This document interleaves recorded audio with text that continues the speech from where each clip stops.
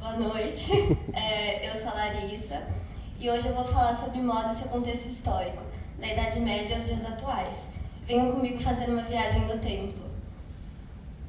Estamos na Idade Média, passando pela primeira revolução têxtil. A máquina de estiar, em grande escala, acabou de ser inventada. Antes as pessoas usavam túnicas simples e agora passam a usar a criatividade para criar novas peças. Por exemplo, a poulaine, que é esse sapato, e quanto maior fosse sua classe social, maior era a ponta. Também tinham as crespines, que eram esses chapéus em formato de coração, com duas pontas, e os hennings, que eram esses chapéus com uma ponta única e um tecido pendurado, que é muito visto em filmes de princesa medieval. Eu fiz aqui um protótipo para deixar mais visual esse elemento tão importante da história. Então, é isso aqui. Não dá para prender no meu cabelo, né? Então... A variedade e criatividade tem várias roupas. Os camponeses geralmente usavam marrom e cinza e a nobreza vermelho e púrpura, por serem cores mais difíceis de se alcançar. E os penteados, eles significavam status sociais, por exemplo, entrada na puberdade ou casamento. Outra curiosidade é que, na época da Idade Média, um padrão estético era ter a testa grande. Então, as mulheres depilavam 2 dedos da testa, tiravam a sobrancelha e muitas vezes os cílios. Vou falar agora sobre o estilo rococó, que foi entre 1720 e alguns dizem 1770 e outros 1785. O rococó, ele não é só um estilo de moda, ele é um estilo de vida que a aristocracia francesa levava, que é baseado nos prazeres profanos e um desdobramento do barroco.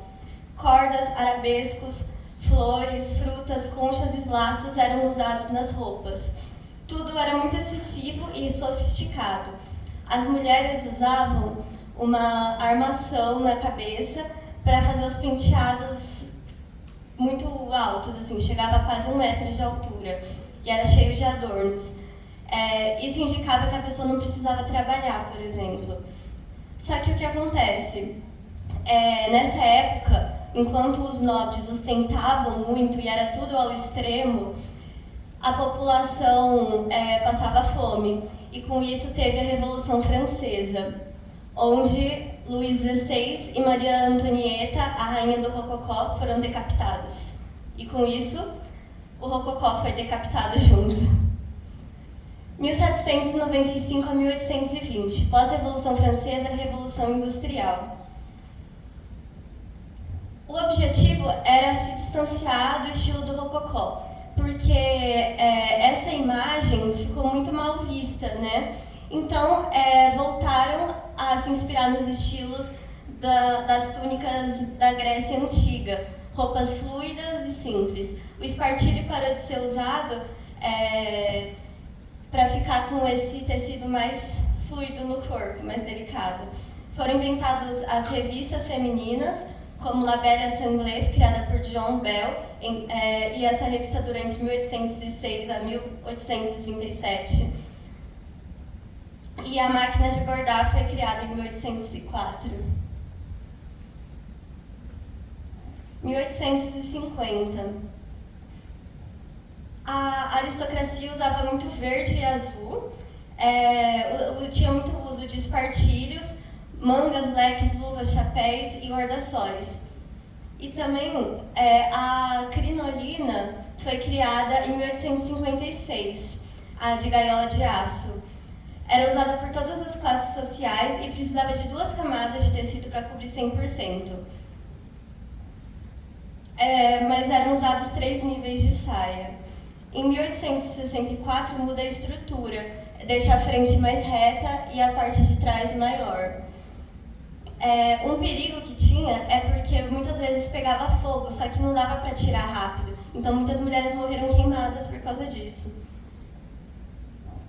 Eu vou falar um pouco do espartilho. O espartilho, muitas pessoas conhecem como um símbolo de tortura, uma coisa que sufocava as mulheres até a morte, que elas desmaiavam.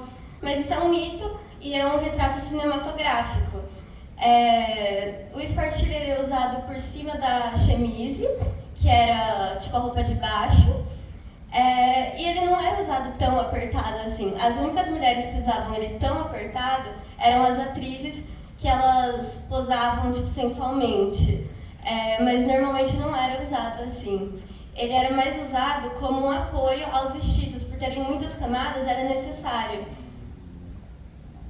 Mas é claro que se fosse muito apertado, iria fazer mal. Aqui tem um relato de uma mulher de 1893, falando que em quase 30 anos de espartilho, apertando, ela nunca sentiu nenhum efeito colateral negativo. 1900, período eduardiano, foi o período da regência do rei Eduardo, filho da rainha Vitória. O espartilho era usado em forma de S, com a parte da frente para frente e os quadris empurrados para trás. Com isso, tipo, usavam umas fitas assim nas pernas para segurar o quadril para trás. A saia era em formato de sino, o decote era cheio de babados para cobrir o colo, coques altos e cheios, chapéus, tons pastéis e vestidos específicos para cada evento eram usados pela aristocracia. Dá para ver aqui nas imagens como que eram feitos os vestidos. Então chegou a Primeira Guerra Mundial. Todos os homens foram convocados para a guerra, então as mulheres tiveram que assumir tarefas até então masculinas, como trabalhar em fábricas, por exemplo, de aviões, guiar bondes. E estava com falta de tecido. Então, para fazer o trabalho e sem tecido, elas tiveram que diminuir as camadas e o tamanho da roupa, mudando a roupa para sempre. Ou seja, a gente só se veste que nem a gente se veste atualmente por causa da Primeira Guerra Mundial. Senão a gente provavelmente ainda ia usar várias camadas de roupa. As roupas eram baseadas em uniformes e peças práticas.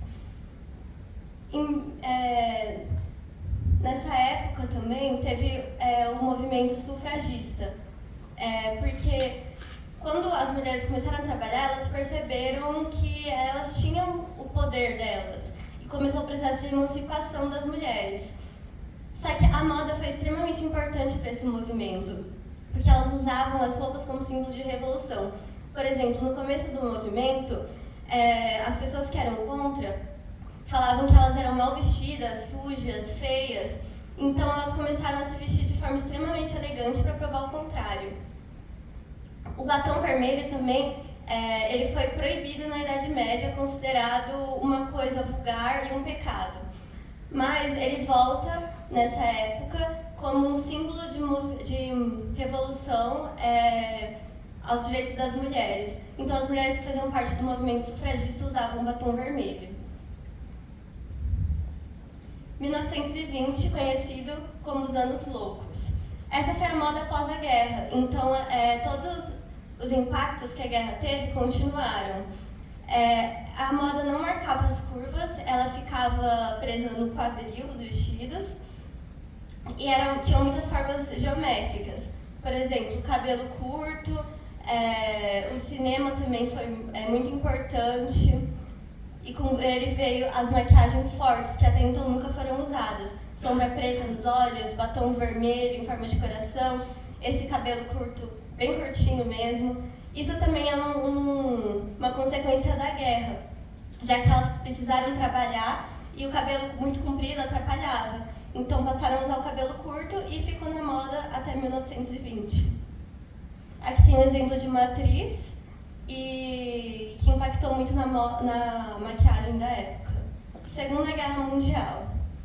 Essa é conhecida como a moda da guerra, porque era totalmente baseado em uniformes militares, cortes simples para não ter desperdício, e os cabelos voltaram a ser longos. E em 1947, Christian Dior, sim, fundador da Dior, ele lançou a coleção New Look, que era baseado em 1860, com esse estilo de saias rodadas e compridas, e ele revolucionou o estilo após a guerra. Entramos em 1950. O estilo New Look ganhou ainda mais força e se tornou uma coisa importante para a moda, tipo um modelo. A figura da ampulheta também, sabe? Com a saia mais aberta. E o cinema era muito importante na época, então nomes como Marilyn Monroe e Audrey Hepburn tinham uma influência muito grande sobre as mulheres. Era muito comum o uso de bolinhas e também foi inventado o sutiã pontudo nessa época, que logo caiu em desuso. 1990. 1990 foi influenciado pela cultura pop e a cultura da TV, além de ser influenciada pelo estilo grunge, que é baseado nas bandas de rock, que tem esse estilo mais despojado. Era muito presente o minimalismo, com cores neutras, poucas composições e cortes simples. E no início da década era muito usado quadriculado. E por último, 2024, estilo contemporâneo. É totalmente baseado nos anos 90, minimalismo, cores neutras, poucas composições. Tem muita influência das redes sociais. E a gente está passando por uma fase de valorização da feminilidade, que é um movimento com laços, penteados com gel e essa maquiagem mais natural. E também tem maior demanda por roupas éticas e sustentáveis. Só nos vestimos como nos vestimos hoje por conta de tudo que o mundo passou, as guerras e as revoluções, além da criatividade humana. A moda é um reflexo da sociedade e um agente de mudança, por isso é tão importante. Obrigada pela atenção.